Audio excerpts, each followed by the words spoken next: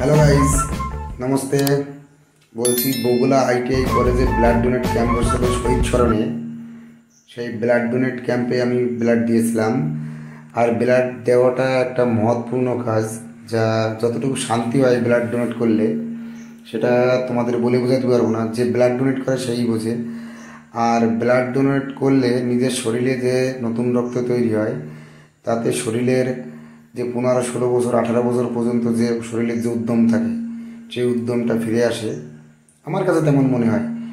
এবার blood donate করলে নিজেও ভালো থাকা যায়, অন্য কারোর যে বিপদগ্রস্ত, যার ব্লাড প্রয়োজন একান্ত, তার তো খুবই ভালো হয়। শহীদ স্মরণে এই ক্যাম্পটা করেছিল বগুলা আইটিআই কলেজ।